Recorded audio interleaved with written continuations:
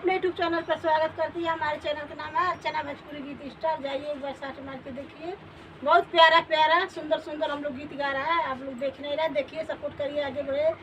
देखिए गीत के माध्यम से आप लोग सुनेगा, बहुत सुंदर ये दीदी बताएगी, हमको नहीं पता है।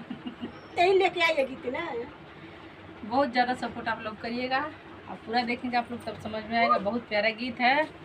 घर में ढुकल चूर राजा ले गए कंगनवा।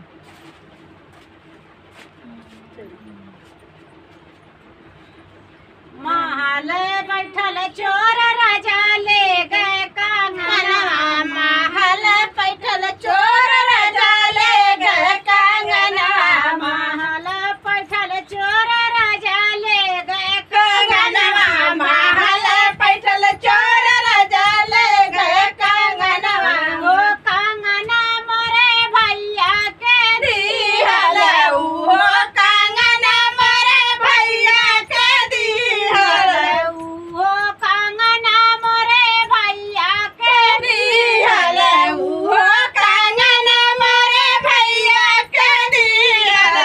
दे उठ जोड़ राजा ले गए कंगनवा, दर्द उठल जोड़ राजा ले गए कंगनवा, दर्द होला जोड़ राजा ले गए कंगनवा, दर्द होला जोड़ राजा ले गए कंगनवा। धावला धुपल हम ससुर के जगालो, धावला धुपल हम ससुर के जगालो, धावला धुपल हम ससुर के जगालो, धावला धुपल हम ससुर के जगालो।